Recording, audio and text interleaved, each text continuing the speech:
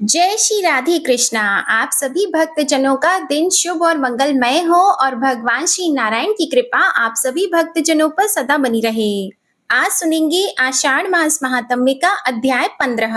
आज के अध्याय में आप सुनेंगे श्री राम तीर्थ की महिमा का वर्णन। श्री ब्रह्मा जी देवर्षि नारद जी से कहते हैं, हे नारद, राम तीर्थ भ्रूण हत्या का नाश करने वाला है। उसकी महिमा के श्रवण मात्र से मनुष्य सब पापों से मुक्त हो जाता है। इक्ष्वाकु वंश में दशरथ नाम के एक क्षत्रिय राजा हुए जो संपूर्ण विश्व में विख्यात थे। वे इंद्र की ही भांति बलवान, बुद्धिमान और शूरवीर थे तथा बलि की भांति अपने पिता पितामहों के राज्य का पालन करते थे। महाराज दशरथ की 3 रानियां थीं, कौशल्या, सुमित्रा और कैकई। वे तीनों कुलीन, सौभाग्यशालिनी, रूपवती और सुलक्षणा थी। राजा दशरथ जब अयोध्या के राज सिंहासन पर आसीन थे और ब्रह्मवेत्ताओं में श्रेष्ठ वशिष्ठ जी उनके पुरोहित के पद पर प्रतिष्ठित थे, उस समय देश में न रोग थे, न मानसिक चिंताएं, न तो अनावृष्टि होती थी और न ही अकाल पड़ता था। ब्राह्मण, क्षत्रिय, वैश्य तथा शूद्रों को और चारों आश्रमों को भी अलग अलग बड़ा सुख मिलता था। एक समय की बात है, देवताओं और दानवों में राज्य के लिए युद्ध छिड़ गया। न तो उसमें देवताओं की जीत होती थी और न दैत्यों एवं दानवों की ही। वह युद्ध कई दिनों तक लगातार चलता रहा। इसी बीच में एक आकाशवाणी हुई, राजा दशरथ जिनका पक्ष ग्रहण करेंगे वे ही विजय होंगे, दूसरे नहीं। यह सुनकर देवता और दानव दोनों अपनी विजय के लिए राजा के पास चले। देवताओं की ओर से वायु शीघ्र जा पहुंचे और राजा से बोले, महाराज, देव दानव संग्राम में आपको चलना चाहिए। वहां यह आकाशवाणी सुनाई दी है कि जिस ओर राजा दशरथ रहेंगे उसी पक्ष की जीत होगी, अतः आप देवताओं का पक्ष ग्रहण कीजिए जिससे देवता विजयी हो। वायु की यह बात सुनकर राजा दशरथ ने कहा, वायुदेव, आप सुख पूर्वक पधारें, मैं अवश्य चलूंगा। वायु के चले जाने पर दैत्य गण राजा के पास आए और बोले, भगवान, हमारी सहायता कीजिए। महाराज, विजय आप पर ही अवलंबित है, अतः आप दैत्य राज की सहायता करें। राजा बोले, वायुदेव ने पहले मुझसे प्रार्थना की है और मैंने देवताओं की सहायता करने का वचन दे दिया है, अतः दैत्य और दानव लौट जाएं। राजा दशरथ ने वैसा ही किया। स्वर्ग में पहुंचकर उन्होंने दैत्यों, दानवों तथा राक्षसों के साथ लोहा लिया अर्थात युद्ध किया। उस समय नमूची के भाइयों ने देवताओं के देखते देखते तीखे बाण मारकर राजा के रथ की धुरी तोड़ डाली। राजा बड़े तेजी से युद्ध में लगे थे, उन्हें धुरी टूटने का पता नहीं लगा। हे नारद, उस युद्ध में रानी कैकई भी राजा के पास ही बैठी थी। उसे रथ की अवस्था का पता लग गया, परंतु उसने राजा को इस बात की सूचना नहीं दी। धुरी टूटी हुई देख उसने उसकी जगह अपना हाथ ही लगा दिया। यह बड़ा अद्भुत कार्य था। रथियों में श्रेष्ठ महाराज दशरथ ने कैकई के हाथ से थामे हुए रथ के द्वारा दैत्यों और दानवों पर विजय पाई। फिर देवताओं से अनेक वर पाकर उनकी अनुमति लेकर वे पुनः अयोध्या लौट आए। आते समय मार्ग के बीच में जब महाराज दशरथ ने अपनी प्रिया कैकई की ओर देखा, तब उसका वह साहसपूर्ण कार्य देखकर उन्हें बड़ा आश्चर्य हुआ। नारद, इस कार्य से प्रसन्न होकर राजा ने कैकई को वर दिए। रानी कैकई ने भी राजा की आज्ञा स्वीकार करके इस प्रकार कहा, महाराज, आपके दिए हुए ये वर आपके ही पास रहें, आवश्यकता पड़ने पर ले लूंगी। राजा दशरथ पुरस्कार में अनेक आभूषण देकर अपनी प्रिया कैकई के साथ अपने नगर को गए। विजयी होने से वे बहुत प्रसन्न थे। इसके बाद बहुत समय के बाद मुनीश्वर श्री श्रृंग की कृपा से देवताओं की कार्य सिद्धि के लिए राजा दशरथ के 4 देवोपम पुत्र हुए। कौशल्या से राम, कैकई से बुद्धिमानों में श्रेष्ठ भरत तथा सुमित्रा से लक्ष्मण और शत्रुघ्न हुए। वे सभी पुत्र बुद्धिमान, प्रिय तथा राजा के आज्ञाकारी थे। एक बार महर्षि विश्वामित्र आए और उन्होंने यज्ञ की रक्षा के लिए राजा से राम और लक्ष्मण को मांगा। विश्वामित्र उनके महत्व को जानते थे। तब राजा दशरथ बोले, मुनि, इस बुढ़ापे में किसी तरह दैव योग से मेरे ये बालक उत्पन्न हुए हैं जो मेरे मन को आनंद देने वाले हैं। मैं अपना शरीर और यह राज्य दे दूंगा, किंतु इन पुत्रों को नहीं दे सकूंगा। उस समय वशिष्ठ जी ने राजा दशरथ से कहा, राजन, रघुवंशियों ने किसी की प्रार्थना को ठुकराना नहीं सीखा है। उनके यों कहने पर राजा ने किसी तरह श्री राम और लक्ष्मण से कहा, पुत्रों, तुम ब्रह्मर्षि विश्वामित्र के यज्ञ की रक्षा करो। ऐसा कहकर उन्होंने अपने दोनों पुत्र विश्वामित्र जी को सौंप दिए। राम और लक्ष्मण ने बहुत अच्छा कहकर राजा दशरथ को नमस्कार किया और यज्ञ की रक्षा के लिए विश्वामित्र जी के साथ प्रसन्नता पूर्वक चल दिए। तब महर्षि विश्वामित्र ने उन दोनों भाइयों को माहेश्वरी महाविद्या, धनुर्वेद, शस्त्र विद्या, अस्त्र विद्या, लोक विद्या, रथ विद्या, गज विद्या, अश्व विद्या, गदा विद्या तथा मंत्र द्वारा अस्त्रों के आह्वान और विसर्जन की शिक्षा दी। इस प्रकार संपूर्ण विद्याएं प्राप्त कर श्री राम और लक्ष्मण ने वनवासियों का हित करने के लिए वन में ताड़का को मार डाला और हाथ में धनुष लेकर यज्ञ की रक्षा करने लगे। इसके बाद महायज्ञ पूर्ण होने पर मुनिवर विश्वामित्र दोनों राजकुमारों के साथ राजा जनक से मिलने गए। वहां लक्ष्मण सहित श्री राम ने राजाओं की मंडली में अपने गुरु से सीखी हुई अद्भुत धनुर्विद्या का परिचय दिया। इससे प्रसन्न होकर राजा जनक ने अपनी अयोनिजा कन्या लक्ष्मी स्वरूपा सीता का श्री राम के साथ विवाह कर दिया। इसी प्रकार लक्ष्मण, भरत और शत्रुघ्न का विवाह भी राजा जनक के ही घर हुआ। इसके बाद दीर्घ काल व्यतीत होने पर राजा दशरथ समस्त प्रजा और गुरु की अनुमति से श्री राम को राज्य देने लगे। उस समय मंथरा रूपी दुर्दैव से प्रेरित होकर रानी कैकेयी ईर्ष्या से व्याकुल हो उठी। उसने श्री राम के राज्य अभिषेक में विघ्न डाला और उन्हें वनवास भेजने के लिए कहा। साथ ही उसने वही राज्य भरत के लिए मांगा, परंतु राजा ने स्वीकार नहीं किया। पिता के सत्य की रक्षा के लिए श्री राम स्वयं ही घोर जंगल में चले गए। सीता और लक्ष्मण ने भी उन्हीं का साथ दिया। श्री राम ने अपने सद्गुणों के साथ सत्पुरुषों के शुद्ध हृदय में घर बना लिया था। जब श्री राम राज्य की तृष्णा से रहित और वनवास के लिए दीक्षित होकर लक्ष्मण और सीता के साथ चल दिए, तब राम, लक्ष्मण और गुणशालिनी सीता का स्मरण करके महाराज को बड़ा दुख हुआ और उन्होंने अपने प्राण त्याग दिए। इधर श्री रामचंद्र जी चलते चलते चित्रकूट में आए। वहीं उन्होंने 3 वर्ष व्यतीत किए। फिर वहां से दक्षिण दिशा की ओर चलकर वे क्रमशः दंडकारण्य में पहुंचे, जो समस्त देशों में पवित्र और तीनों लोकों में विख्यात है। वह महान वन दैत्यों से सेवित होने के कारण बड़ा भयंकर था। ऋषियों ने भयभीत होकर उसे छोड़ दिया था। श्री राम ने वहां दैत्यों और राक्षसों को मारकर दंडक वन को ऋषि मुनियों के रहने योग्य बना दिया। फिर 5 योजन आगे जाकर वे धीरे धीरे गौतमी के तट पर पहुंचे। भगवान शिव की जो पूंजीभूत एवं अनिर्वचनीय पराशक्ति है, वही जल स्वरूप में प्रकट हुई गौतमी नदी है, ऐसा संत महात्माओं का कथन है। गौतमी ब्रह्मा, विष्णु और शिव के लिए भी माननीय तथा वंदनीय है। श्री राम बोले, अहो, गंगा का कैसा अद्भुत प्रभाव है। तीनों लोकों में इनकी कहीं उपमा नहीं है। हम धन्य हैं कि इन त्रिभुवन पावनी गंगा का दर्शन पा सके। ऐसा कहकर श्री राम ने बड़े हर्ष के साथ महादेव जी की स्थापना की और यत्न पूर्वक षोडश उपचार से 36 कलाओं वाले महादेव जी की आवरण सहित पूजा करके हाथ जोड़ उनकी स्तुति करने लगे। प्रभु श्री राम बोले, मैं पुराण पुरुष शंभु को नमस्कार करता हूँ, जिनकी असीम सत्ता का कहीं पार या अंत नहीं है।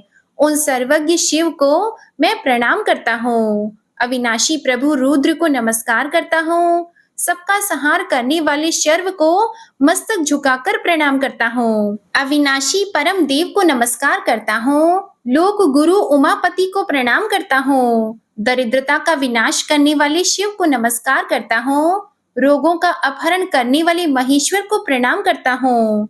जिनका रूप चिंतन का विषय नहीं है, उन कल्याणमय शिव को नमस्कार करता हूँ। विश्व की उत्पत्ति के बीजभूत भगवान भव को प्रणाम करता हूँ। जगत का पालन करने वाले परमात्मा को नमस्कार करता हूँ। संहारकारी रुद्र को बारंबार प्रणाम करता हूँ। पार्वती जी के प्रियतम अविनाशी प्रभु को नमस्कार करता हूँ। नित्य क्षर अक्षर स्वरूप शंकर को प्रणाम करता हूँ, जिनका स्वरूप चिन्मय है और अप्रमेय है। उन भगवान त्रिलोचन को मैं मस्तक झुकाकर बारंबार नमस्कार करता हूँ। करुणा करने वाले भगवान शिव को प्रणाम करता हूँ तथा संसार को भय देने वाले भगवान भूतनाथ को सर्वदा नमस्कार करता हूँ। मनोवांछित फलों के दाता महेश्वर को प्रणाम करता हूँ। भगवती उमा के स्वामी श्री सोमनाथ को नमस्कार करता हूँ। तीनों वेद जिनके 3 नेत्र हैं, उन त्रिलोचन को प्रणाम करता हूँ। त्रिविध मूर्ति से रहित सदा शिव को नमस्कार करता हूँ।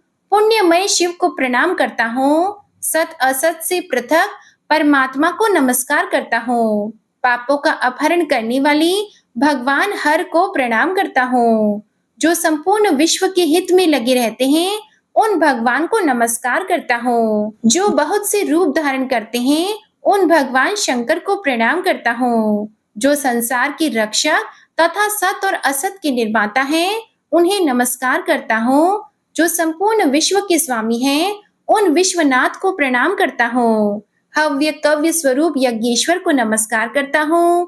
संपूर्ण लोकों का सर्वदा कल्याण करने वाले जो भगवान शिव आराधना करने पर उत्तम गति एवं संपूर्ण अभीष्ट वस्तुएं प्रदान करते हैं, उन दान प्रिय इष्ट देव को मैं नमस्कार करता हूँ। भगवान सोमनाथ को प्रणाम करता हूँ। जो स्वतंत्र न रहकर भक्तों के पराधीन रहते हैं, उन विजयशील उमानाथ को मैं नमस्कार करता हूँ। विघ्नराज गणेश तथा नंदी के स्वामी पुत्र प्रिय भगवान शिव को मैं मस्तक झुकाकर प्रणाम करता हूँ। संसार के दुख और शोक का नाश करने वाले देवता भगवान चंद्रशेखर को मैं बारंबार नमस्कार करता हूँ। जो स्तुति करने योग्य और मस्तक पर गंगा को धारण करने वाले हैं, उन महेश्वर को नमस्कार करता हूँ। देवताओं में श्रेष्ठ उमापति को प्रणाम करता हूँ। ब्रह्मा आदि ईश्वर, इंद्र आदि देवता तथा असुर भी जिनके चरण कमलों की पूजा करते हैं, उन भगवान को मैं नमस्कार करता हूँ। जिन्होंने पार्वती देवी के मुख से निकलने वाले वचनों पर दृष्टिपात करने के लिए मानो 3 नेत्र धारण कर रखे हैं, उन भगवान को प्रणाम करता हूँ। पंचामृत, चंदन, उत्तम धूप, दीप, भांति भांति के विचित्र पुष्प, मंत्र तथा अन्य आदि समस्त उपचारों से पूजित भगवान सोम को मैं नमस्कार करता हूँ। इसके बाद भगवान शंकर ने प्रकट होकर श्री राम और लक्ष्मण से कहा, तुम्हारा कल्याण हो, वर मांगो। यह सुनकर प्रभु श्री राम बोले, सुरश्रेष्ठ महेश्वर, जो लोग इस स्तोत्र के द्वारा भक्ति पूर्वक आपकी स्तुति करें, उनके संपूर्ण कार्य सिद्ध हो जाएं। शंभो, जिनके पितर नरक के समुद्र में डूबे हों, उनके वे पितर यहाँ पिंड आदि देने से पवित्र होकर स्वर्ग लोक में चले जाएं। जन्म भर के कमाए हुए मानसिक, वाचिक और शारीरिक पाप यहाँ स्नान करने मात्र से तत्काल नष्ट हो जाएं। जो लोग यहाँ याचकों को भक्ति पूर्वक थोड़ा भी दान करें, वह सब अक्षय होकर दाताओं के लिए उत्तम फल देने वाला हो। यह सुनकर शंकर जी बहुत प्रसन्न हुए।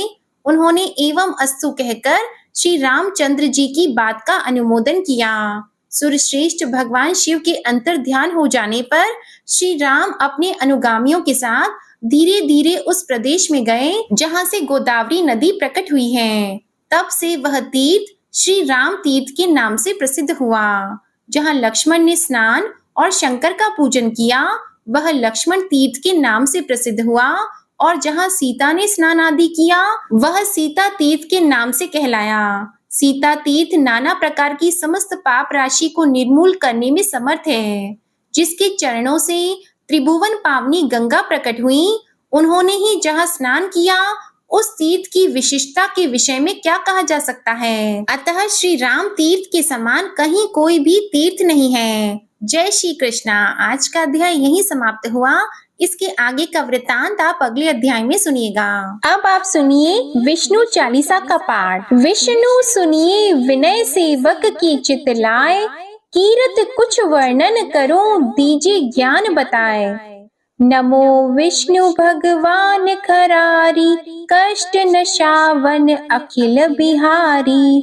प्रबल जगत में शक्ति तुम्हारी, त्रिभुवन फैल रही उजियारी। सुंदर रूप मनोहर सूरत, सरल स्वभाव मोहनी मूरत। तन पर पीतांबर अति सोहत, बैजंती माला मन मोहत। शंख चक्र कर गदा विराजी, देखत दैत्य असुर दल भाजी। सत्य धर्म मद लोभन गाजी, काम क्रोध मद लोभन छाजी। संत भक्त सज्जन मन रंजन, दनुज असुर दुष्टन दल गंजन। सुख उपजाय कष्ट सब भंजन, दोष मिटाय करत जन सज्जन। पाप काट भव सिंधु उतारण, कष्ट नाश कर भक्त उबारण। करत अनेक रूप प्रभु धारण, केवल आप भक्ति के कारण। धरणी धेनु बन तुम ही पुकारा, तब तुम रूप राम का धारा। भार उतार असुर दल मारा, रावण आदिक को संहारा। आप वराह रूप बनाया, हिरण्याक्ष को मार गिराया। धर्मस्य तन सिंधु बनाया, 14 रत्नन को निकलाया। अमिलख असुरन द्वंद मचाया, रूप मोहिनी आप दिखाया।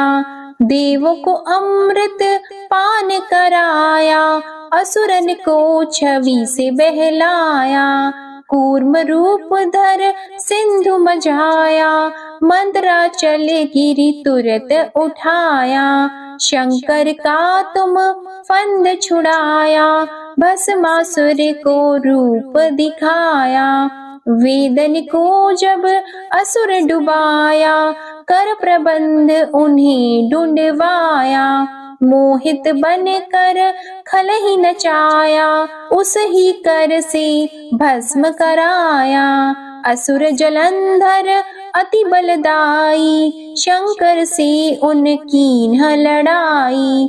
हार पार शिव सकल बनाई, कीन सती से छल खल जाई। सुमिरन कीन तुम्हें शिव रानी, बतलाई सब विपत कहानी। तब तुम बने मुनीश्वर ज्ञानी, वृंदा की सब सुरति भुलानी। देख 3 धनुज शैतानी, वृंदा आए तुम्हें लपटानी। हो स्पर्श धर्म क्षति मानी, हना असुर उर शिव शैतानी। तुमने ध्रुव प्रहलाद उबारे, हिरणाकुश आदिक खल मारे।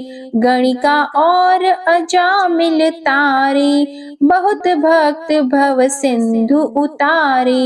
हरहु सकल संताप हमारे, कृपा करहु हरि सिरजनहारे।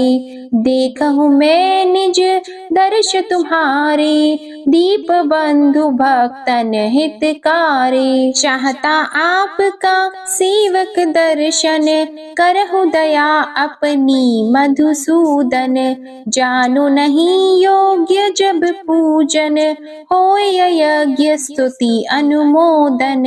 शील दया संतोष सुलक्षण, विदित नहीं व्रत बोध विलक्षण।